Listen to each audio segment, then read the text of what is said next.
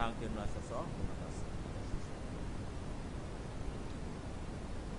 오늘 말씀은 야고보서 1장 12절 신약편지 371쪽 야고보서 1장 12절에서 18절까지 와 있는 말씀입니다.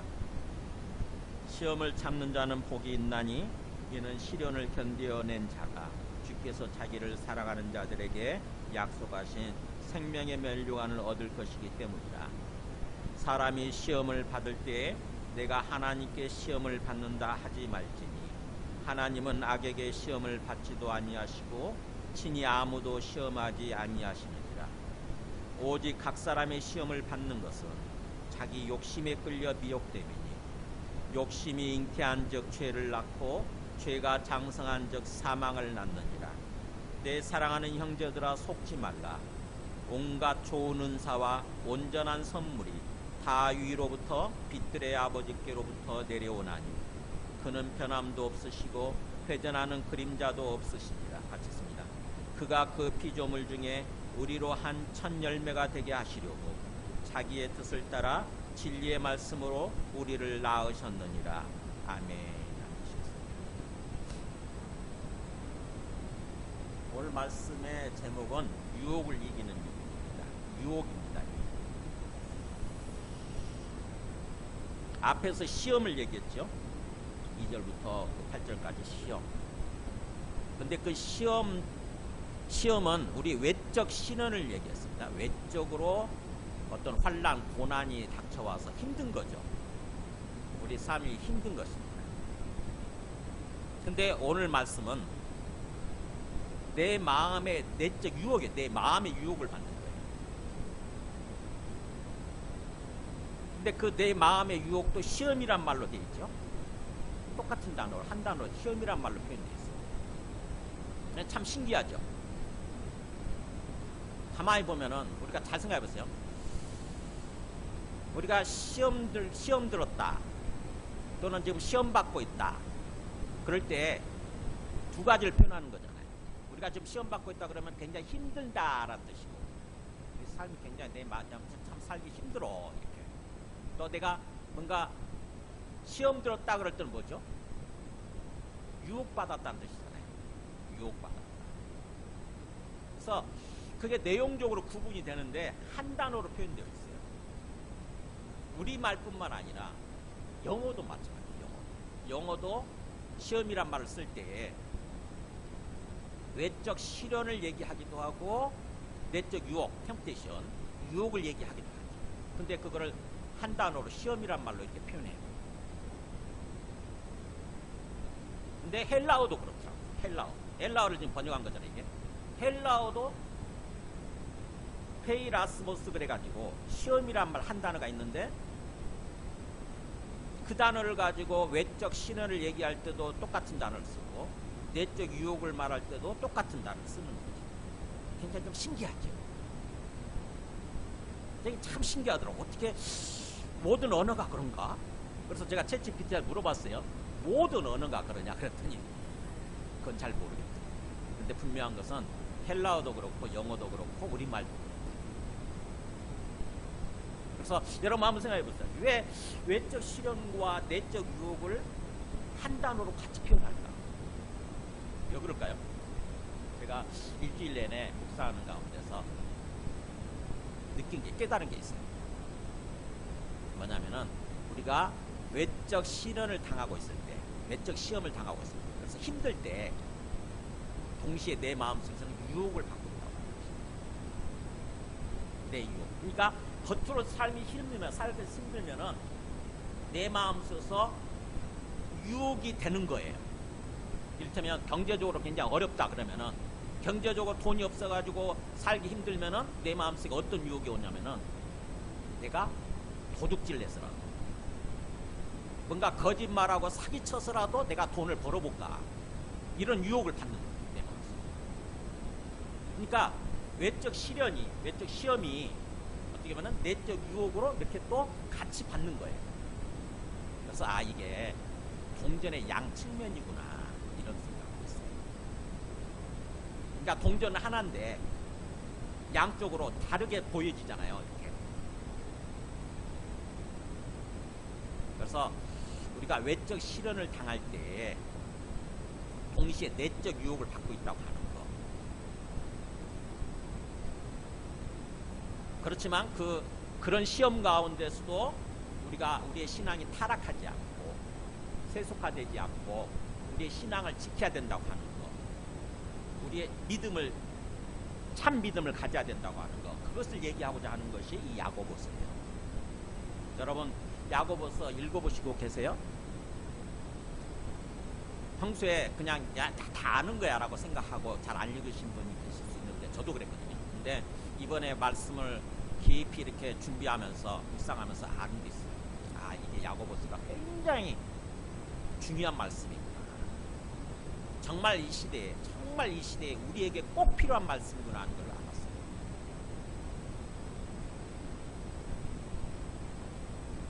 이 시대에 우리 기독교인들이 문제가 뭐냐면 가장 큰 문제가 세속화되고 있잖아요. 우리의 신앙이, 우리의 마음이 세속화되고 있습니다. 교회는 다녀요. 예수 믿는다고 생각을 해. 예배는 드린다고.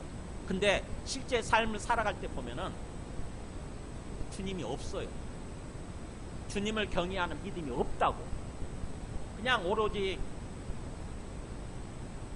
내 욕심이 이끄는 바를 따라서 내 욕심대로 유혹받아서 그 삶을 살고 있는 거예요. 그러니까 세속화된 신앙이죠.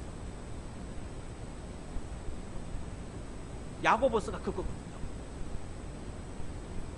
그 세속화된 신앙으로 가지 않고 시험받고 있는 상황 속에서 우리의 신앙이 세속화되지 않고 우리의 신앙을 참 신앙으로 지켜야 된다고 하는 거, 지키라고 하는 거, 그것을 얘기하고자 하는 것이 이 야고보서인 거예요. 근데 우리가 예수님을 믿고 구원 받았어도 이 땅에서 삶을 사는 동안에, 신앙생활이죠. 이 땅에서 삶을 살고 있는 동안에 항상 우리가 직면해야 되는 문제가 외적 시련하고 내적 유혹. 그잖아요. 평생 그걸 갖다드리지 않습니까? 심지어는 예수 믿지 않아도 믿지 않는 사람들도 항상 부딪히는 문제가 외적 시련, 그 다음에 내적 유혹입니다. 그래서 야고보서 말씀이 그걸 시작하는 거예요. 그걸 시험으로 시작하는 거예요. 시험과 유혹으로 시작하는 거예요. 시험과 유혹으로 시작하면서 그런 상황 속에서도 우리 신앙을 지키라고 하는 게 그거죠. 보면은 그 22절에 나오잖아요. 너희는 말씀을 행하는 자가 되고 듣기만 하여 자신을 속이는 자가 되지만, 그러니까 그냥 그 시험되는 상황 속에서 말씀을 듣기만 하고, 세속화된 신앙이잖아요. 말씀을 듣기만 하고 그냥 지식으로 끝나버리는 그런 신앙. 그러지 말고 말씀대로 행함으로써, 진정으로 참 믿음을 가짐으로써 우리의 마음을 지키고 나중에 생명의 면류관을 얻는 그런 사람이 되라, 그런 신앙이 되라라고 지금 얘기를 하는 거죠. 그런 맥락 가운데서 나중에 그 2장에서도 그게 나오는 거예요. 행위가 없는, 실천이 없는 믿음은 죽은 믿음이다. 그리고 참 믿음은 어떤 모습인가 하는 것을 하나 조목조목 얘기를 하는 거죠. 형제사랑, 이웃사랑, 그 다음에 또 우리의 언어로 나타나죠. 우리 참된 신앙은 언어, 말로. 그러니까 말 조심하라고 하는 거.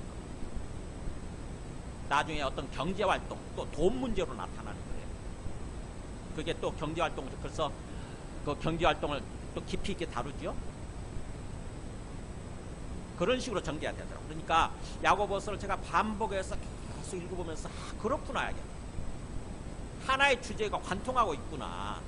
따로따로 떨어진 말씀이 아니라, 분리된 말씀이 아니라 하나의 주제하에서 일관성 있게 이렇게 얘기를 하는 거구나. 우리의 삶의 영역, 조목조목 영역을 들어서 참된 믿음, 참된 신앙을 얘기하는 거구나. 이걸 알게 됐어요. 그러니까는 야고보서가 너무너무 은혜롭고 정말 은혜롭고 정말 나에게 필요한 말씀. 제가 먼저 은혜를 크게 받고 있습니다. 여러분도 한번 이번 기회에 야고보서를 제가 그 주제를 얘기해놨잖아요. 그 주보에다가 오른쪽에 그 주보 야고보서 주제는 시험 중에 신앙이 세속화되지 않고 행위로 나타나는 참된 믿음에 대해서 얘기하는 거라고 이렇게 써놨잖아요. 여러분이 야고보서 읽으면서 깨닫도록 하기 위해서 써놓았어요. 그 주제하에서 야고보서를 한번 찬찬히 읽으면서 깊이 묵상해 보시기 바랍니다. 그래서 하나님의 뜻을 깨닫게 되면 야고보서 저자를 통해서 하나님께서 주시고자 하는 그 하나님의 뜻을 깨닫게 되면은 마음속에 은혜가 되는 거죠.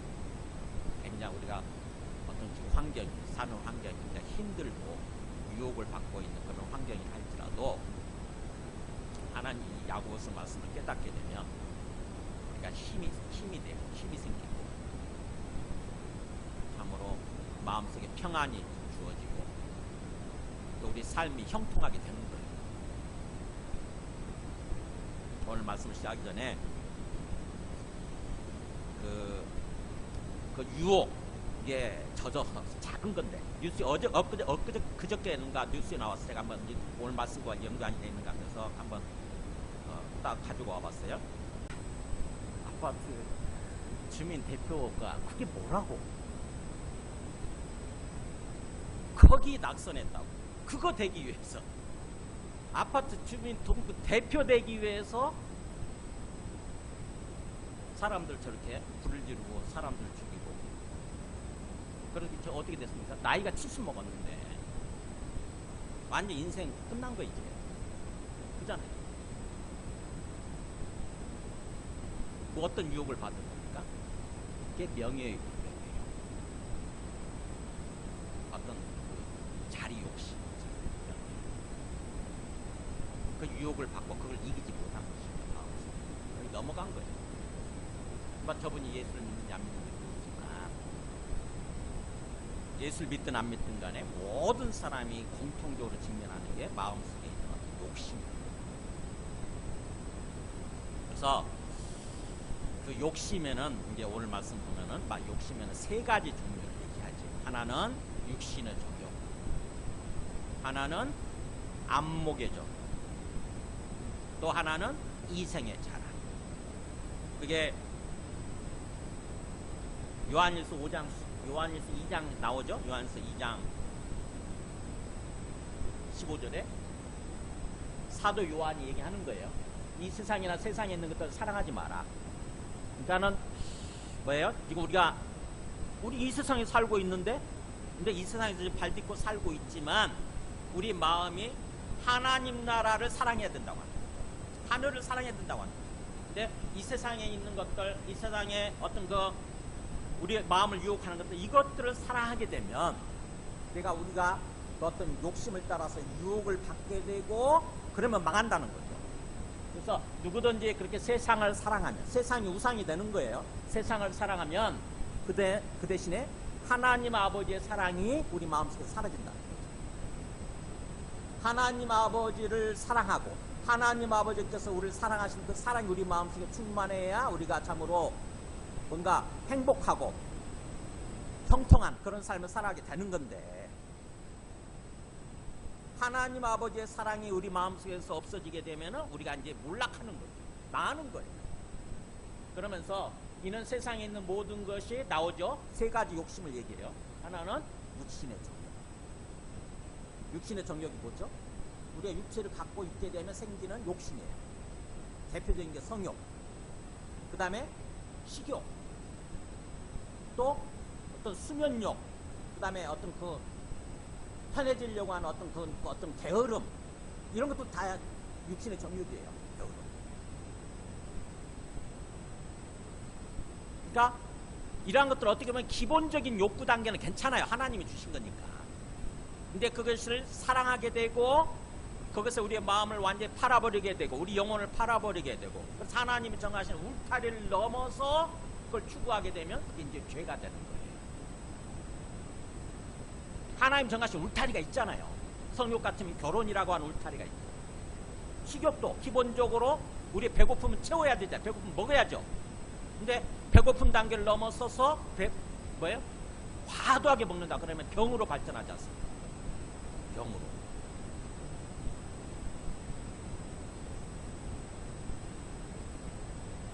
그 다음에 두 번째는 안목의 정액이에요. 안목이 눈이라는 뜻이에요.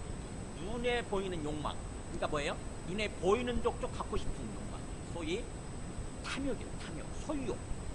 소유욕. 어떤 그 물질욕. 부자가 되려고 하는 욕심. 재물 욕심. 이런 것이 안목의 정액. 우리가 이 땅에서 살아가는 동안 기본적으로 물질이 필요하죠. 그러나 그래서 그 단계는 괜찮은데 필요한 단계를 넘어서서 그게 욕구 단계예요. 기본적인 욕구, 영어로 니드 단계를, 필요 단계를 넘어서서 과도하게 욕망으로 나아간다. 내가 충분히 지금 먹고 살만해. 근데 더 자꾸 가지려고 그래. 이게 디자이어, 욕망의 단계, 욕망의 단계. 그러면은 그때부터 이제 죄가 돼요. 그 다음에 또 세 번째, 이생의 자랑. 뭐야? 이 땅에서 사는 동안에 자꾸 나를 자랑하려고 하는 욕심, 욕망이죠. 나를 드러내고 내가 인정받고 싶고 칭찬받고 싶고 인기를 얻으려고 그러고 하는 어떤 그런 권력욕, 명예욕, 체면욕, 그 다음에 우리 어떤 자존심을 어떤 게 잃지 않으려고 하는 그런 것들이 다 이생의 자랑이에요. 이것도 기본적으로 우리가 섬기기 위해서 이런 것은 주어지는 거니까, 그잖아요. 자리라고 하는 것은 섬기라고 주어지는 거 아닙니까? 그래서 내가 섬기기 위해서 어떤 자리에 앉으려고 하는 것은 괜찮아요. 그건 건강한 거예요. 근데 그 섬기려고 하는 것이 아니라 그것을 통해서 나를 드러내고 나의 영광을 나타내려고 그러고 내가 영광 받으려고 그러고 그래서 그것을 통해서 뭔가 또 이익을 취하려고 그러고 그러면은 그게 죄가 되는 거예요. 대통령 자리에 앉아도 국민을 섬기기 위해서 대통령 자리에 앉으면 그건 건강한 거죠. 근데 그 대통령직을 이용해서 내가 뭔가 이익을 취하려고 그런다. 그런 사람 많잖아요. 요즘도. 그러면은 그게 이제 죄가 되는 거예요. 그 다음부터는 몰락하는 거예요. 그래서 이렇게 세 가지, 육신의 정욕, 안목의 정욕, 이생. 아까 그 아파트 동대표는 이거에 걸려버린 거죠. 이생의 자랑. 이게 걸린 거예요. 이게 넘어간 것입니다. 이게 왜 순서를 이렇게 해놔서 가만히 보니까 우리 나이에 따라 조금 이렇게 그런 것 같더라고. 육신의 정욕이 제일 강할 때가 젊을 때. 그 다음에 안목의 정욕이 또 강할 때가 우리 나이가 중년층에 있을 때. 중년층에 있을 때. 그 다음에 이생의 자랑이 제일 강할 때가 뭐냐면은 나이 먹을 때. 이건 나이를 아무리 먹어도 이게 없어지지 않습니다. 심지어는 목회자가 돼서도, 심지어는 뭔가 불교의 어떤 그런 뭐예요? 동단 총무가 된다 할지라도 그거 차지하기 위해서 강목 들고 싸우잖아요. 의자 들고 막 싸우지 않습니까? 그러니까 나이 먹을수록 제일 강해지는 게 사실 이생의 자랑 같아요. 이렇게 되더라고요. 그래서 이거는 하나님 아버지로부터 온 게 아니고 누구로부터 온 거다? 세상, 이 세상을 주관하는, 어떻게 보면 세상을 지금 이끌고 가고 있는 마귀죠. 마귀로부터. 그러면서 이 세상도 그 정욕도 지나가대. 이게 여기에 사로잡혀 있어서는 그게 막 전부인 것 같고 영원할 것 같지만 사실은요, 지나고 보면, 우리 시간이 지나고 보면은 아무것도 아니라는 걸 알잖아요. 그죠? 한때이거든, 한때. 이 세상도 그 정욕도 다 지나가고 한때예요. 지나가되, 그러나 이것들을 이겨내고 하나님의 뜻대로 행하는 자, 하나님의 뜻을 행하는 자는 영원히 거하는 자, 영생하게 된다. 구원을 받는 거예요. 그래서 이렇게 오늘 어떤 그 유혹을 얘기할 때 우리 욕심에 이끌려서 유혹받는다고 했잖아요. 우리가 유혹받게 되는 욕심은 이 세 가지라고 하는 것입니다. 욕망이죠. 세 가지. 이거를 우리가 기억하고 오늘 말씀 얘기할 때 1장 거기 한번 보여줘보세요. 1장 1절에서 18절 보면은 어떤 식으로 준비가 되냐면, 우리가 지금 그거 뛰어넘었잖아요. 9절 11절. 지난 시간에 8절까지 얘기하고 9절에서 11절은 뛰어넘었는데 이렇게 되어 있습니다. 시험을 얘기하면서 2절에서 8절은 외적 시련에 대해서 얘기를 하는 거예요. 외적 시련. 그러니까 겉에 삶이 지금 힘든 거예요. 이렇게 겉으로 이렇게 삶이 굉장히 뭔가 고난이 온 것 같고 환란이 닥친 것 같고 굉장히 살 힘든 상황. 그 다음에 가운데 뭐가 있냐면은 당시 어떤 그 경제 문제를 얘기합니다. 당시에 대표적으로 어떤 사람들이 시험 받고 있는 것이 경제 문제입니다. 경제 문제. 그 다음에 또 양쪽에 12절에서 18절 오늘 말씀이죠. 내적 유혹에 대해서 얘기합니다. 그러니까 외적 실현을 얘기하고 내적 유혹을 얘기하면서 가운데다가 공통적인 문제죠. 경제 문제를 박아놨습니다. 우리가 경제적으로 굉장히 힘들 때 동시에 내적 유혹도 받게 되는 거죠. 그래서 어떻게 해야 되는지에 대해서 얘기를 하는 거죠. 그죠? 자, 그래서 오늘 먼저 유혹에 대해서 어떻게 얘기를 하냐면은 12절 보면은 시험을 참는 자는 복이 있다 이렇게 얘기를 하죠. 유혹의 실체에 대해서 알아야 된다고 하는 것입니다. 이때 시험이라고 하는 것이 공통 언어예요. 외적 실현과 내적 유혹 공통 그걸 다 포함하고 있습니다. 그 시험을 참는다고 하는 것은 시험을 이겨내는 거죠. 시험을 이겨내는 자는 복을 받는다. 복이 있다. 왜냐하면은 이는 시련을 견뎌낸 자가 주께서 자기를 사랑하는 자들의 약속하신 생명의 멸류관을 얻은 것입니다. 그러니까 시험을 잘 극복하고 이겨내면은 하나님께서 우리한테 뭘 약속하셨느냐? 생명의 멸류관을 주기로 약속하셨다. 생명의 멸류관이 뭘까요? 멸류관은 우승컵이잖아요. 우승컵. 멸류관. 옛날에 마라톤 달리기 할 때 우승하고 나면은 멸류관이라고 하는 것을 이렇게 월계관처럼 씌워주잖아요. 그러는 것처럼 우리가 끝까지 시험을 잘 참고 이겨내면 달리기를 다 우리 인생을 완주하고 인생의 경주를 완주하고 나면은 하나님께서 이제 우리한테 영생이라고 하는 생명이라고 하는 멸류관을 씌워준다는 것입니다. 그러면서 이제 유혹으로 본격적으로 유혹을 넣은 거예요. 13절 15절까지 보세요. 유혹이 뭐냐? 사람이 시험을 받을 때 이때는 유혹인 거죠. 좀 더 유혹으로 번역을 했으면 좋았을 뻔했어요. 사람이 유혹을 받을 때 내가 하나님께 유혹을 받는다, 시험 받는다 하지 말라 하는 거예요. 내가 하나님께 유혹받는다 이런 말을 하지 마라. 왜냐하면 하나님은 악에게 시험을 받지도 아니할 뿐 아니라 친히 아무도 시험하지 않으십니다. 그러면서 시험이라고 하는 것은 오직 각 사람이 시험 받는 것은 뭐 때문이다? 자기 욕심에 끌려 미혹됨이니. 이게 유혹의 실체인 거죠. 그러니까 내가 뭔가 굉장히 외적으로 힘들 때 있잖아요. 외적으로 힘들 때 내 마음속에 그런 유혹이 닥치는 거예요. 경제적으로 힘들다? 그러면은 내 마음속에 자꾸 그런 생각이 드는 겁니다. 뭔가 내가 좀 사기라도 쳐서 남을 좀 이렇게 뭔가 도둑질이라도 해서 돈을 좀 내가 이렇게 재물을 좀 취해볼까? 그러면 유혹을 막 받잖아요. 우리 모두가. 그잖아요. 그러면서 우리가 은근히 하나님 탓을 하는 거죠. 하나님이 이렇게 어렵게 하셨기 때문에, 하나님이 이렇게 내 삶을 어렵게 하셨기 때문에, 경제적으로 돈도 안 주시고 어렵게 하셨기 때문에 내가 어쩔 수 없어요 하나님 이러는 거죠. 하나님 탓하지 말라는 거죠. 우리가 하나님 탓하는 거는요 태초부터 시작이 됐어요. 태초부터.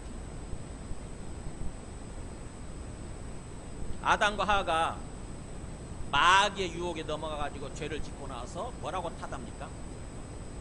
아담이 하는 말을 들어보세요.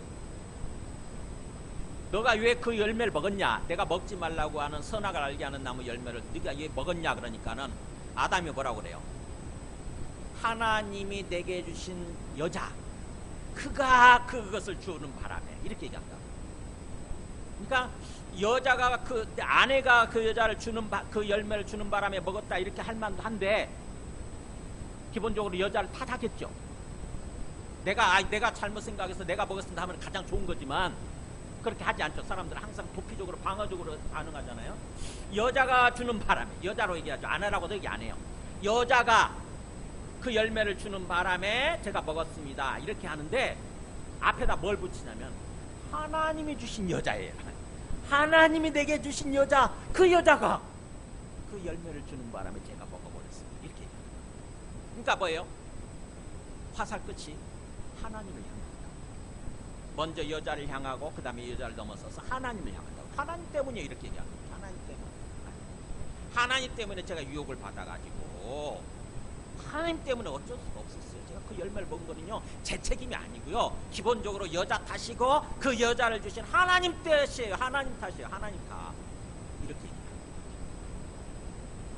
그러지 말라는 거죠. 왜냐하면 하나님은 누구도 아무한테도 유혹을 받지 않을 뿐만 아니라 누구도 유혹하지 않는 것이다. 네가 유혹을 받는 것은 뭐 때문이다? 네 마음속에 있는 욕심 때문이다. 욕심. 마귀가 그걸 건드린 거죠.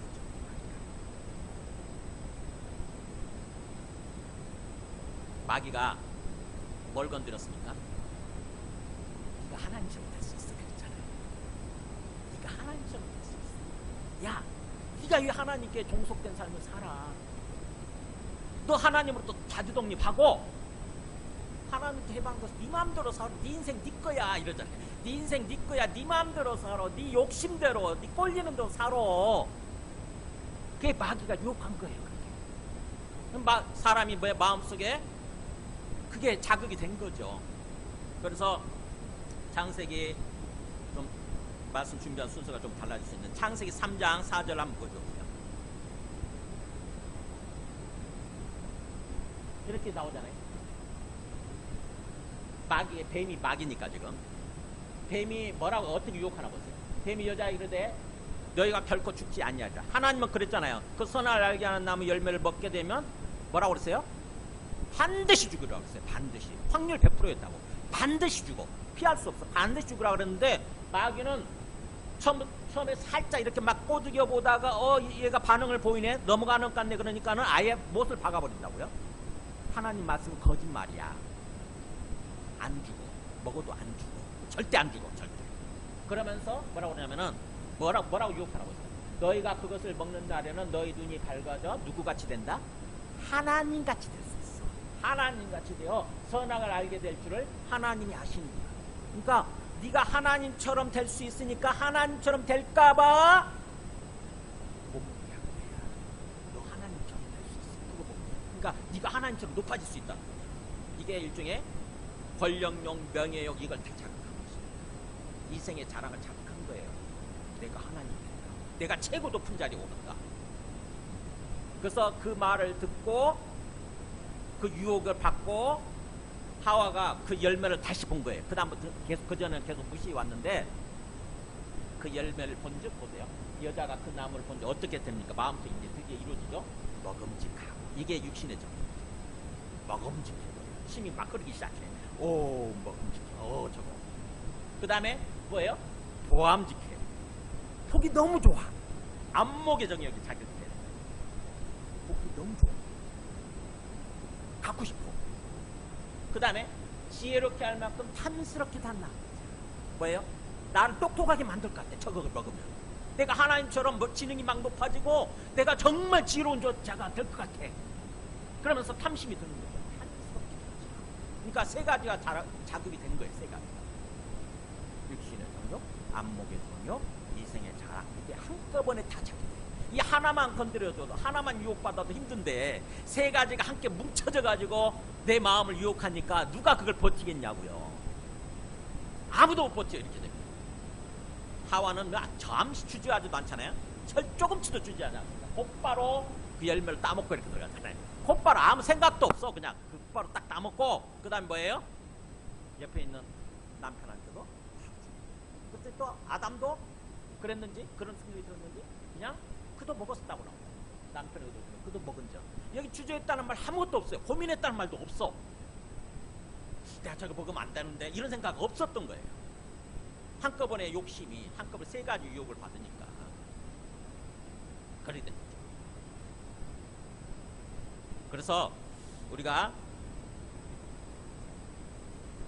어떤 유혹을 받을 때 하나님 탓하지 말고 또 누구 탓하지 말고 내 마음속에 있는 욕심의 그 어떤 그 실체, 욕심의 그 본질에 대해서 깊이 이렇게 생각해 보는 거예요. 직시하라는 거예요. 오직 각 사람이 나오잖아요. 각 사람이 누구든지 그런 뜻이에요. 누구든지 시험 받는 것, 유혹 받는 것은 뭐 때문이다? 자기 욕심 때문이다. 욕심. 환경 탓하지 말고, 사람 탓하지 말고, 하나님 탓하지 말라는 거예요. 네 욕심 때문이야. 네 책임이야. 네 책임. 그거를 먼저 깨닫는 게 중요한 거죠. 하나님이 나를 이렇게 힘들게 하셨기 때문에 제가 죄를 지을 수밖에 없습니다.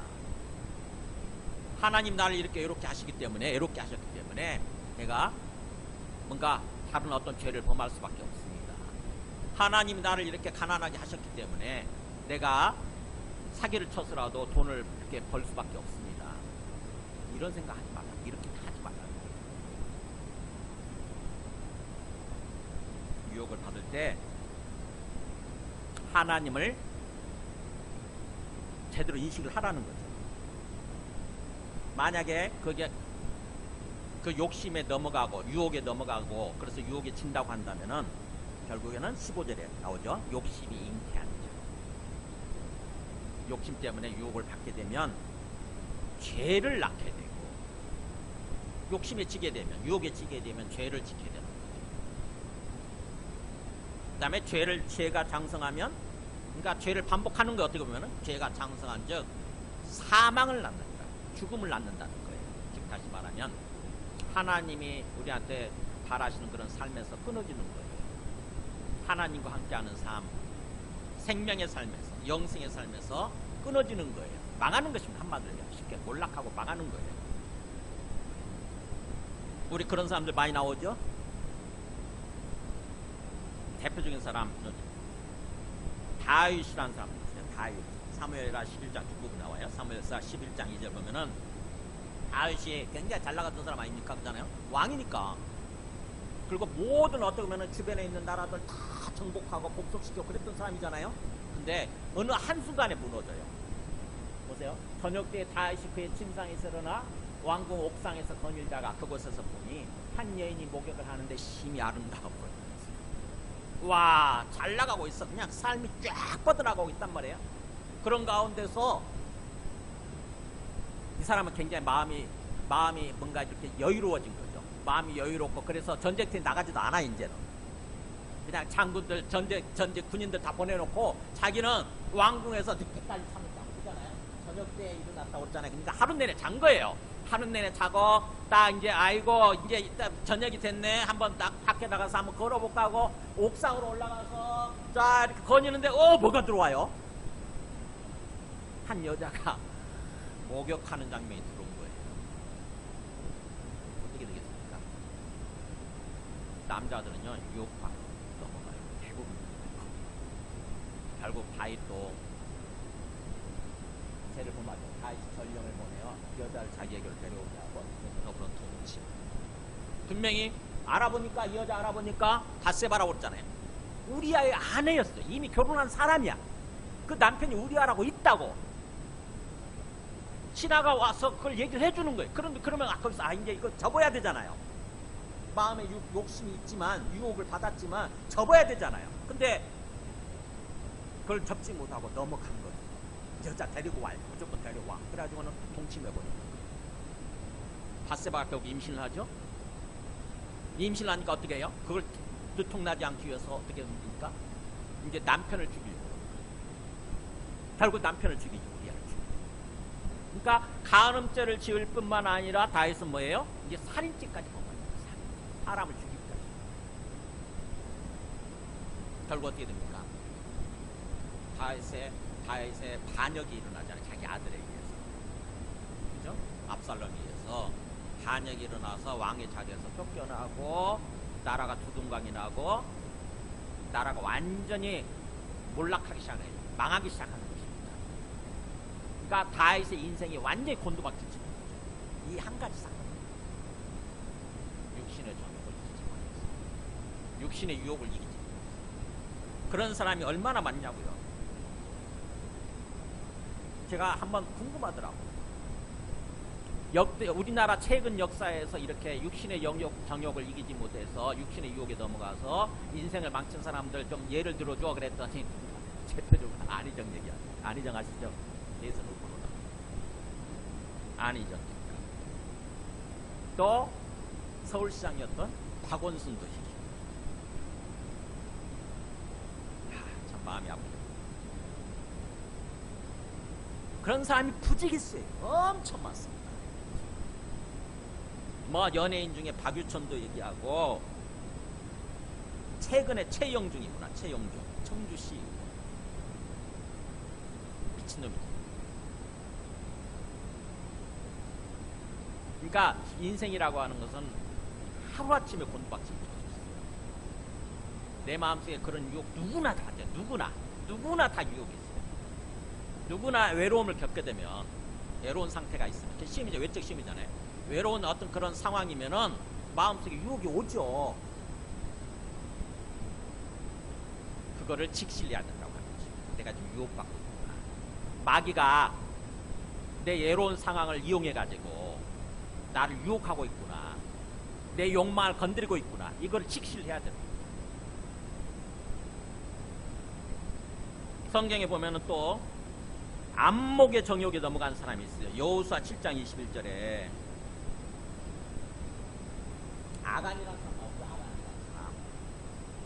지금 여리고성에 가서 이렇게 전쟁을 하는데, 이스라엘 군대가 이제 가나안 땅에 들어갔잖아요. 가나안에 들어가서 이제 여리고성을 이기고 그 다음에 공격해서 성을 정복하면서 나가야 되잖아요. 근데 여리고성을 정복을 할 때 분명히 하는 경고를 했거든요. 절대 거기에 있는 물건 탐내지 마라. 만약 거기에 있는 물건을 조금이라도 탐내게 되면 그 사람은 죽게 될 거다. 몰락하게 될 거다. 하나님 경고하셨어요. 근데 아간이라는 사람이 보세요. 그 전쟁을 하면서 이게 들어온 거죠. 시날산의 아름다운 외투 한 벌. 그러니까 아마 그때 명품이었던 것 같아. 시날산 아름다운 외투 한 벌. 그 다음에 또 뭐가 들어오냐면 은덩어리 200세겔짜리, 무게겠죠. 200, 뭐 키로인지 뭔지 모르지만 200g짜리 어떤 200세겔짜리 은덩어리. 그 다음에 또 무게가 50세겔 되는 금덩어리. 이걸 못 이기고, 이 욕을 이깁니다. 그래가지고 그걸 가다가 가져가고 훔쳐서 자기 집에다가 딱 밑에다가 숨겨놨다가 하나님 걸 들키시는 거예요. 전쟁이 계속 패배하는 거야. 가벼운 전쟁이었는데. 그래서 사람들이 하나님께 묻잖아요. 도대체 왜 우리가 이렇게 패배합니까? 왜 우리가 이렇게 죽습니까? 그랬더니 하나님이 너희가 내 말을 어겼기 때문이다. 그래가지고 계속 제비뽑기 해가지고 나중에 결국 아간이 제비뽑혔는데, 아간을 취조를 하니까, 아간을 신분을 하니까 이 아간이 이렇게 얘기하는 거예요. 제가 요것들 탐내가, 이 탐이 나가지고 제가 이거 숨겨놨습니다. 결국 어떻게 됩니까? 온 이스라엘이 그를 돌로 치고, 가운데 광장에다 끌어다 놓고 돌을 다 던진 거죠. 돌로 치고, 그 다음에 물건들도 다 돌로 치고 다 불살라고. 결국 몰라. 안목의 정욕, 그걸 이기지 못했어. 한순간에 완전 인생이 막 몰락하고 가정이 몰락하고. 그러니까 유혹을 이기는 게 얼마나 중요한지, 유혹이라는 문제가 얼마나 중요한지 하나 더 들어볼까요? 사무엘상 15장 24절 보면 사울이라는 사람이 나옵니다. 사울이 왕으로 세워주셨잖아요. 하나님 왕으로 이렇게 세워주셨는데, 사울이 그걸 또 거기서 내가 이제 왕으로 세웠다고 해서 우리 국민을 섬기라고 하는 거다, 하나님의 백성을 섬기라고 하는 거다라고 하나님 백성 섬기는 쪽에다가 초점 맞추고 했어야 되는데, 어떻게 되냐 보세요. 내가 여호와의 명령과 당신의 말씀을 어긴 것은 내가 백성을 두려워하여 그들의 말을 청종하였습니다. 하나님을 두려워하는 것이 아니라 사람들을 두려워하는 거예요. 사람들로부터 내가 인기를 잃을까봐, 사람들로부터 내가 버림당할까봐, 사람들로부터 인정받고 사람들로부터 높임받고 그러고 싶어서 그 이생의 자랑, 권력욕, 명예욕, 자기 체면욕, 이거를 버리지 못하고 이것에 침묵. 결국에는 사울이 어떻게 됩니까? 왕자에서 하나님 버리시잖아요. 사울 대신 누구를 세우시잖아요? 이제 다윗을 세우십니다. 사울은 어떻게 됩니까? 나중에 죽지요. 자기 아들도 죽고 다 죽죠. 망하는 것입니다. 인생의 자랑, 욕구를 욕심. 그러니까 우리가 인생을 살면서 어떤 시험과 유혹의 문제를 깊이 생각을 해야 되는 거예요. 아무 생각 없이 우리가 보통 살지만 그냥 상황이 그러니까 어쩔 수 없다고 그러면서 핑계대면서 자꾸 뭔가 상황 탓하고 환경 탓하고 그 다음에 사람 탓하고 그것을 허락하신 하나님 탓하면서 우리가 죄를 짓는 거죠. 그렇고 그 죄를 지음으로 말미암아서 우리 인생이 몰락하고 망하고, 그걸 알아야 된다고 합니다. 그래서 우리가 그 욕심을 이기기 위해서, 유혹을 이기기 위해서는 어떻게 해야 되느냐. 1차적으로 그 16절부터 18절까지 보세요. 먼저 하나님을 신뢰해야 된다고 하는 것입니다. 유혹을 이기기 위해서는 첫 번째 조건이 하나님을 제대로 알고 하나님을 신뢰해야 된다고 하는 거예요. 보세요. 내 사랑하는 형제들아 속지 마라. 누구에게 속지 마라? 내 마음속에 역사하는 마귀의 말에 속지 말라는 거예요. 야, 네가 환경이 어려우니까 어쩔 수 없어. 하나님이 그렇게 한 거야. 하나님이 너를 그렇게 한 거야. 만든 거야. 그러니까 그냥 죄를 지어. 이렇게 하는 어떤 그 마귀 말에, 마귀의 속삭임에 속지 말라는 거죠. 마귀는 항상 내 마음속에 그렇게 어떤 속삭이면서 생각을 주거든요. 그냥 지금 네 상황이 그러니까 네 마음대로 해. 네 욕심대로 해. 이렇게. 근데 속지 말라는 거예요. 그러면서 온갖 좋은 은사와 온전한 선물이 다 위로부터 빛들의 아버지께로부터 내려오나니, 이렇게 나오잖아요. 하나님 아버지는, 하나님께서는 우리한테 온갖 모든 좋은 은사, 그 다음에 온전한 선물을 주시는 분이라는 거죠. 그러니까 하나님은 우리한테 정말 오직 좋은 것만을 주시고 좋은 곳으로 인도하시는 그런 분이시라고 하는 것을 믿으라는 거예요. 하나님이 나를 잘못되게 하기 위해서, 하나님이 나를 멸망시키기 위해서 나를 유혹하고 어떤 환경을 막 이렇게 하고 그렇지도 않다는 거예요. 절대로. 우리가 믿는 하나님은 우리에게 오직 좋은 것만을 주시는 우리의 하나님 아버지라는 것입니다.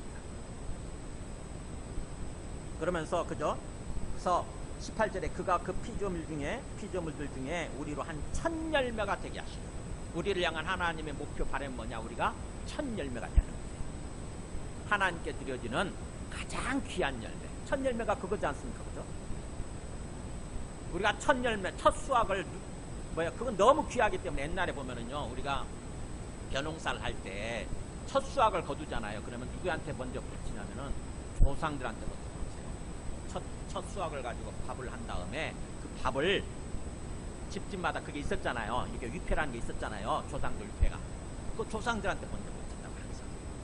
근데 우리는 그것을 주신 하나님을 인정하고 하나님께 바치는 거예요. 그게 1000열매예요. 그러니까 1000열매라고 하는 것은 가장 귀한 열매, 가장 귀한 존재, 이런 뜻이에요. 하나님은 우리로 하여금 1000열매가 되게 하시려고 자기의 뜻을 따라 진리의 말씀으로 우리를 낳으셨느니라. 그러니까 우리를 낳으시고 우리한테 생명을 주셨는데, 그래서 하나님은 우리의 아버지가 되시는 거죠. 하나님 우리의 부모님이 되시고 우리의 영적 아버지가 되시는 분이세요. 근데 우리를 향한 그 하나님의 목표는, 아버지의 목표는 바로 우리가 귀한 1000열매가 되는 거예요. 그러니까 우리가 믿고 있는 하나님에 대해서 어떻게 인식을 해야 되냐면은, 하나님은 가장 좋은 것만을 나한테 주시려고 하시는 우리의 아버지시다. 이거를 믿고 마음속에 신뢰해야 되는 거예요. 하나님에 대한 어떤 그 안 좋은 인식, 안 좋은 생각을 다 버리고 오직 하나님에 대해서 정말 좋은 생각만 해야 되는 거예요. 하나님은 나를 사랑하시는 분, 하나님은 나를 낳으신 분, 하나님은 나를 가장 좋은 곳으로, 좋은 것을 주시려고 하시는 분, 가장 좋은 곳으로 인도하시려고 하시는 분. 그 하나님을 믿고 신뢰해야 된다고 하는 것입니다. 하나님에 대한 부정적인 생각이 생기면은 그 다음부터 무너지는 거예요. 우리 마음이 무너지고, 그러면서 우리의 삶이 무너지는 거예요. 욕심에 쉽게 정복이 되는 거예요. 유혹에 쉽게 넘어가는 거예요. 하나님을 신뢰하지 않으면 유혹에 쉽게 넘어가는 거예요. 그 하나님은 뭐라고 그랬어요? 그는 변함도 없으시고, 17절 뒷부분에 그렇게 있죠? 변함도 없으시고 회전하는 그림자도 없으시니라. 무슨 말이에요? 시간이 흘러가면서 내 그림자가 생기죠. 이렇게 그림자가 회전을 하죠. 나를 중심으로. 즉 다시 말하면 시간의 영향을 받는다는 뜻이에요. 우리 모든 피조물들 그래요. 근데 하나님은 그렇지 않다는 거예요. 하나님은 시간에 구속되는 분이 아니에요. 시간을 만드신 분이십니다. 시간을 초월해서 계십니다. 그래서 하나님은 시간에 구속당하지 아니하시고 항상 변함이 없으시고, 그 다음에 항상 영구불변하다고 하는 것입니다. 항상 그렇게 하나님은 나에게 좋은 것을 주시고 좋은 것을 인도하려고 하시는 그런 분이시라는 거예요. 그 하나님을 신뢰하라는 것입니다. 그 하나님을 신뢰하고 모든 유혹을 극복하고 참으로 어떤 그런 형통한 삶으로, 형통한 사역자로 세워지신 분이 바로 누구냐? 예수님. 우리는 예수님을 통해서 배워야 돼요. 어떤 유혹이, 욕심을 어떻게 극복해 나가는지. 그게 누가복음 4장 1절 보겠습니다. 예수님도 세 가지 시험을 받으신 거예요. 먼저 예수께서 광야에서 40일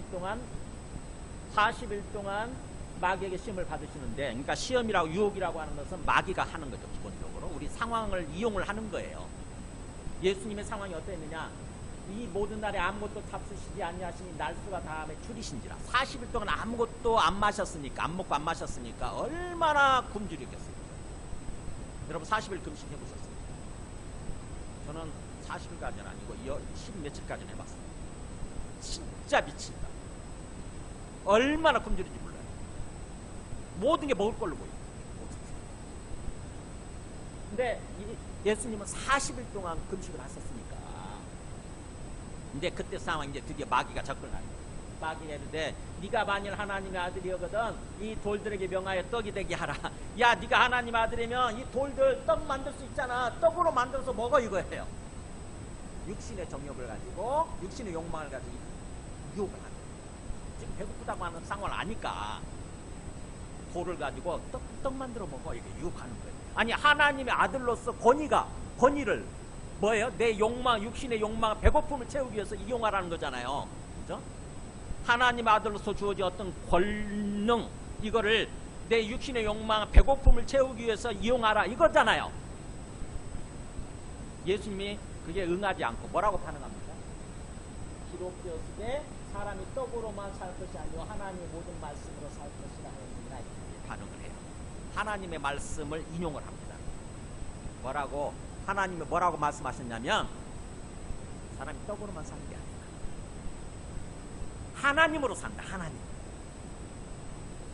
하나님의 말씀으로 사는 거다. 즉 하나님으로 사는 거다 라고 성경에 기록되어 있다고 하는 것을 하나님 말씀을 인용함으로써 마귀를 물리치는 거예요. 유혹을 물리치는 거예요. 하나님을 신뢰한 거죠. 그 말씀을 주신 하나님을 철저하게 신뢰한 것입니다. 하나님을 신뢰하고 하나님의 말씀을 생각함으로써 하나님의 말씀을 무기로 마귀의 유혹을 물리치는 거예요. 이게 첫 번째 예수님의 승리예요. 그 다음에 두 번째 보세요. 두 번째, 마귀가 그 포기하지 않습니다. 마귀가 또 예수를 또 어디로 가냐면 순식간에 천하 만국을 보여주는 거예요. 온 세상 천하, 하늘 밑에 모든 만국이잖아요. 하늘 밑에 있는 모든 나라를 다 보여주면서, 야, 네가 이 모든 권위와 그 영광을 내가 너에게 주리라 했잖아요. 이 하늘 밑에 모든 나라, 모든 권위, 모든 영광 네한테 줄게. 내한테 절해. 그러므로 너가 만일 내게 절하면 다 네 것이다. 이렇게 유혹하는 거예요. 마귀한테 한 번만 딱 절하면 온 천하가, 온 세상이 내 것이 된다는 거예요. 마귀가 그렇게 해주겠다는 거예요. 이게 바로 뭐냐면은 일종의, 이거는 합쳐진 것일 수도 있는데 안목의 정력과 이생의 장이 합쳐진 것일 수도 있죠. 천하에 있는 모든 어떤 물질, 모든 재산, 모든 나라, 모든 땅덩어리, 한번 내가 마귀한테 절하고 내가 거짓말하고 속이면 내 것이 될 수 있다. 이거 봤잖아요. 이 세상에 지금 그 대통령 중에 그런 사람도 있잖아요, 보면.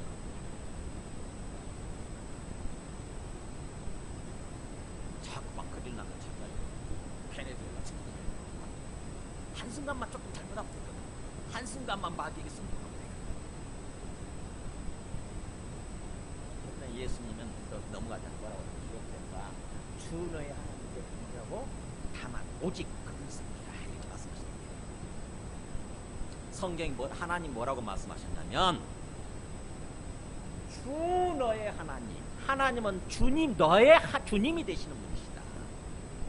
그래서 오직 그분께만 경배하고 마귀에게 경배하지 말라는 거죠. 어떤 욕심 때문에, 어떤 물질욕, 어떤 탐욕 때문에 마귀에게 경배하고 마귀에게 순종하지 말라는 거예요. 오직 하나님께만 경배하고 하나님만을 섬기라고 그러셨다. 즉 다시 말하면 뭐예요? 예수님은 이 순간에 철저하게 좋으신 하나님, 나의 아버지가 되신 하나님을 신뢰하고 그 말씀을 생각합니다. 그 말씀을 들이민 거예요, 마귀한테. 그랬더니 마귀가 결국 여기서 또 물러가요. 예수님의 두 번째 승리. 그 다음에 세 번째. 마귀는 절대로 그걸로 끝내지 않는 거예요. 세 번째. 이제 예수님을 이끌고 어디로 가냐? 예루살렘으로 가서 예루살렘 성전 제일 높은 곳 꼭대기에 딱 세우는 거예요. 즉 다시 말하면 마치 하나님으로 이렇게 추앙하듯이, 하나님으로 높이듯이 세상의 가장 높은 곳에 이렇게 세우는 거죠. 그러면서 내가 가장 높은 곳에 있는 높은 자라고 하는 것을 이렇게 증명해 줄게, 이거예요. 뭐라고 그러냐면은 성전 꼭대기에 딱 세우고 뭐라고 하냐면 네가 만일 하나님의 아들이면 여기서 뛰어내려 그래요. 한번 뛰어내려봐. 그래, 괜찮아. 네가 그야말로 하나님의 아들이고 가장 높은 자리에 있는 존재이기 때문에 절대로 뛰어내려도 안 다쳐, 안 죽어. 뭐라고 그러면서 또 어설픈 신앙을 가진 사람들 여기 넘어가잖아요. 말씀을 인용을 합니다. 하나님의 말씀을 살짝 인용을 하죠. 보세요. 기록되었을 때 하나님이 너를 위하여 그 사자들 명하사 너를 지키 하시리라, 이렇게 말씀하셨다. 시편 90편에 있는 말씀을 인용을 하는 거죠. 하나님이 뛰어내려도 하나님이 그 천사들을 명령을 해서 너를 지켜준다고 그랬고, 그 다음에 또 그들이 손으로 너를 받들어 너의 발이 돌에 부딪히지 않게 하시리라, 이렇게 말씀하셨다는 거예요. 우리가 이 말씀 드리면 하나님의 말씀에도 그게 있어? 그러면 우리가 받아들이자. 쉽게 넘어가죠. 그죠? 신천지가 그렇게 유혹하잖아요. 신천지는요, 그냥 내가 이만희 총회장이 재림 예수 영이 들어간 재림 예수다 이렇게 얘기하지 않아요. 그 사람들은 성경 말씀 가지고 접근해요. 성경 말씀. 그래서 사람들이 넘어가는 거예요. 어설픈 신앙을 가진 사람들은요, 하나님의 말씀을 어설피 알고 있잖아요. 대충 알고 있어요. 대충. 그래가지고는 그 말씀 가지고 접근하면 대부분의 사람들이 넘어가는 거예요. 그러니까 마귀가 그렇게 접근한 거예요. 어떻게 이제 마지막 단계, 가장 최고 난도의 시험인 거예요. 근데 예수님은 거기에 넘어가지 않습니다. 더 말씀을 더 잘 알고 있기 때문에. 보세요. 원래 이 말씀이라고 하는 것은 사실은 그거잖아요. 내가 막 의도적으로 죄를 지어도 하나님이 천사들 통해서 나를 보호하시고 그렇다는 말씀이 아니잖아요. 내가 실수해서 넘어진다 할지라도 하나님이 나를 지켜주시고 붙들어 주실 거라고 하는 그 말씀이잖아요. 그 약속인데 마귀는 그걸 속이는 거죠. 네가 이렇게 지금 성전 꼭대기에서 뛰어내려도 하나님 너를 지켜주실 거야, 보호해 주실 거야 라고 그렇게 속이는 거예요. 근데 예수님이 어떤 말씀을 가지고 대답을 하냐는 보세요. 예수께 대답하셨는데 주 너의 하나님을 시험하지 말라, 이렇게 말씀하셨어요. 하나님은 너의 주님이 되시는데 그분을 하나님이 나를 지켜주시는지 안 지켜주시는지 시험하지 말라고 그랬다. 오직 하나님은 경배 대상일 뿐입니다. 내가 하나님을 철저하게 신뢰하고 하나님을 경배하라고 말씀하셨지. 그게 중요한 거지. 하나님이 살아계시는지 안 계시는지, 하나님이 나의 하나님이 되시는지 안 되시는지, 내가 막 의도적으로 죄를 짓고 테스트를 하고 하나님을 시험하는 거예요. 그러지 말라는 거예요. 그래서는 안 된다. 하나님은 그런 뜻이 아니라는 거죠. 그래서 이 세 가지 시험을 예수님은 이기십니다. 이 세 가지 시험을 철저히 이기십니다. 그러니까 우리가 당할 수 있는 모든 시험이 여기에 다 포함되는 거예요. 우리 인간이 당하는 모든 시험을 예수님은 이기시고, 이 시험을 이기시니까 마귀가 떠나가고, 마귀가 떠나니라. 이제 예수님 본격적으로 사역자로 세워지시죠. 본격적으로 이제 사역활동, 자기 인생을 사시는 거예요. 하나님 뜻하신 인생, 하나님의 계획하신 인생을 사시는 거예요. 구원자로서, 메시아로서. 유혹을 이긴 후에. 그러니까 우리도 마찬가지예요. 하나님께 뜻하신 어떤 생명의 삶, 영생의 삶을 사는 거는 유혹을 이겨야 돼요. 유혹에 지게 되면, 유혹에 넘어가게 되면 거기서 몰락하는 거죠. 거기서 망하는 거예요. 거기서. 우리 인생 전체가 망하는 거죠. 그래서 오늘 말씀을 잘 정리하겠습니다. 우리가 예수님 믿고 신앙생활하면서 당하게 된 어떤 외적 시련, 그 외적 시련을 당할 때 내 마음속에 드는 어떤 내적 유혹, 우리가 받는 유혹, 내적 유혹, 이거를 내적 유혹을 받을 때 그것을 이기고 극복해야 된다고 하는 것입니다. 특별히 항상 그 말씀을 통해서 잘 보세요. 대표적으로 9절에서 11절로 가서 보면은, 그죠? 낮은 형제는 자기의 높음을 자랑하고, 지금 시험 들고 있고 유혹받고 있는 상황인데, 내가 가난한, 낮은 형제가 돈이 없고 가난한 거죠. 내가 돈이 없고 가난해요. 근데 그때 내적 유혹을 받을 때 뭐라고 그랬어요? 하나님이 너를 귀하게 여기신다. 하나님이 너를 정말 높여주기를 원하신다. 그거는 자기의 높음을 자랑하라는 거죠. 난 하나님 앞에 정말 귀한 존재야. 하나님이 정말 나를 사랑하시고, 이 시험을 이기고 나면, 이 유혹을 이기고 나면 하나님이 나를 좋은 자리로, 좋은 곳으로 인도하려고 하신다.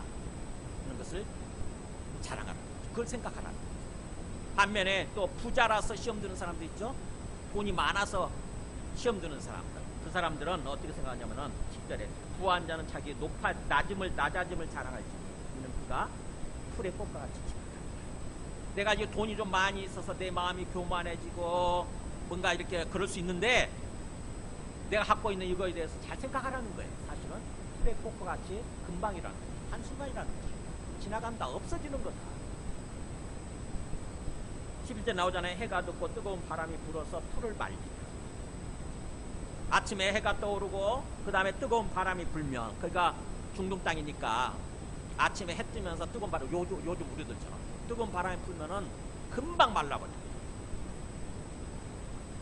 그 꽃이 떨어지고 그 모양의 아름다움이 딱 없어지죠. 언제 그랬냐는 듯이. 그렇듯이 부한 자도 그 행하는 일에 이와 같이 쇠장하니라. 금방 지나간다. 그러니까 그 아무것도 아닌 그것들 때문에 내 마음이 높아지고 막 이렇게 어떤 유혹에 넘어가고, 그래서 그러지 말라는 거예요. 그래서 우리가 갖고 있는 어떤 그 내 마음속에 드는 어떤 유혹, 시험, 욕심의 한계에 대해서, 실체에 대해서 생각을 하고 깨달아야 된다는 것입니다. 그 다음에 아까 요한일서 2장 17절도 그랬죠. 세 가지 욕망을 얘기한 거죠. 그때 그랬죠. 이 세상도 그것도 지나가네. 잠깐인 거죠. 아무것도 아니에요. 내가 갖고 있는 어떤, 내가 지금 추구하고 있는 어떤 육신의 욕망, 안목의 욕망, 이생의 어떤 사랑, 권력, 명령의 다 지나. 아무것도 아니고. 그래서 그의 실체에 대해서 생각합니다. 그러면서 마지막 예수님을 생각하는 거예요. 예수님은 어떻게 이것을 극복하셨는지. 바로 히브리서 4장 15절이죠. 오늘 마지막 말씀입니다. 우리에게 있는 대제사장 예수님이에요. 그러니까 예수님은 부활하시고 하늘에 올라가셔서 어디에 계시냐? 하나님 우편에서 우리의 제사장으로서 계십니다. 대제사장으로서 우리를 위해서 기도해 주시는, 중보기도해 주시는 대제사장으로서 하나님 우편에 앉아 계십니다. 그분은 우리의 연약함을 동정하지 못하실 리가. 우리가 연약해요. 우리가 굉장히 약하기 때문에 자꾸 유혹에 넘어가고 욕심에 뭔가 미혹되고 막 이럴 수 있잖아요. 근데 그런 우리의 연약함에 대해서 안다는 것입니다. 아신다는 거예요. 우리의 연약함을 위해서 공감하는 거죠. 우리 연약함에 대해서 동정하지 못하십니다. 이중부정이죠. 반드시 동정해 주십니다. 확실하게 동정해 주실 수 있는 그런 분이라는 거죠. 모든 일에 우리와 똑같이 시험을 받으신 이로도 죄는 없으십니다. 자, 이 땅에 오셔서 다 똑같이 시험을 받으셨잖아요. 모든 시험을 다 받으셨어요. 우리가 받는 시험을 다 받으셨어요. 근데 그분은 그걸 극복하신 거예요. 그래서 시험을 받아보셨기 때문에 우리가 그 시험을 받을 때 우리 마음을 아신다고요. 너 힘들지? 그러면서 그 시험 받을 때 내가 안다, 네 마음 안다 그러면서 우리가 주님 앞에 나가서 기도하면 주님이 먼저 우리 마음을 위로해 주시면서 힘을 주시는 거예요. 그러면서 보세요. 그러므로 우리는 긍휼하심을 받고 때를 따라 돕는 은혜를 얻기 위하여 은혜의 보좌 앞에 어떻게 나아가라? 담대히, 확신 있게, 확신 있게. 그러니까 우리가 긍휼하심을 받고 우리가 하나님 앞, 주님, 예수님 앞에 나가서 기도하면은요, 다 있는 그대로 얘기하면 솔직하게 다 얘기를 해요. 지금 내가 이런 상황이고, 내가 이런 시험을 받고 있는데 지금 주님 어떻게 해야 되죠? 라고 주님께 말씀드리면 주님이 우리를 불쌍히 여기시는 거예요. 긍휼을 베풀어 주시는 거예요. 우리를 아니까. 그러면서 때를 따라 돕는 은혜, 즉 때에 맞는 적절하게 지금 우리 상황에 맞는 도움을 베풀어 주시는 거예요. 너가 이렇게 하면 돼. 네가 이렇게 하면 돼. 라고 돕는 은혜를 베풀어 주시는 거예요. 그것을 얻기 위해서 우리는 이제 은혜의 보좌 앞에, 은혜를 베풀어 주신 예수님의 앞에, 예수님 보좌 앞에 확신, 담대히 나아가는 것입니다. 혼자 끙끙 앓고, 그래서 혼자 시험 들고, 혼자 유혹받고, 그래서 혼자 결국 유혹에 치고, 그래서 혼자 몰락하는, 멸망해가는 그런 삶을 살지 말고, 힘들 때, 시험 받고 있을 때 주님 앞에 나가서 확신 있게 나가서 기도하라. 주님께서 우리를 도와주신다는 것입니다. 그래서 우리가 유혹을 이겨내고 병고 헛되고 형통한 그런 삶으로 세워질 수 있는 거죠. 그래서 마지막 고린도서 10장 13절, 사람이 감당할 시험 받기는 너희가 당한 것이니라. 시험이 두 가지 합쳐진 단어죠. 외적 시련이나 내적 유혹이나, 내가 지금 하고 있는 것은 사실은 내가 감당할 만한 정도만 하나님 허락하셨다는 것입니다. 하나님은 믿으셔서, 우리가 믿는 하나님은, 좋으신 하나님은, 우리 아버지가 되신 하나님은 믿을 만한 분이다. 우리를 다 아시면서 정말 우리가 신뢰할 만한, 우리가 믿을 만한 분. 그래서 너희가 감당하지 못할 시험장을 허락하지 않으시고, 우리가 감당할 수 없는 정도는 하나님 허락, 안 돼, 저거 쟤한테는 안 돼, 저 시험은 쟤 무너뜨린다고, 쟤 완전히 넘어간다고, 제가 감당 못해. 그럼 하나님이 허락하지 않으시는 거죠. 하나님은 우리를 뭐예요? 자꾸 키우고 강하게 만들고 연단시키기 위해서 시험이라고 하는 것을 허락하시는데, 그 어떤 시험도, 마귀가 하는 시험도 사실은 하나님이 허락하지 않으면 일어나지 않는 거예요. 하나님이 허락하시는데, 근데 우리가 감당할 만한 정도만 시험을 허락하시고, 그래서 우리가 하나님을 신뢰하고 하나님 앞에 나가서 기도하게 되면 시험 당할 쯤에 또한 피할 길을 내사 너희로 등이 감당했어. 피할 길이 뭡니까? 시험을 이길 수 있는 힘, 하나님께. 우리가 그런 삶을 살아야 된다고 하는 것이죠. 지금 야고보서가 짧게 말씀 요약해놨지만 이 내용이 다 들어가 있는 거예요. 지금.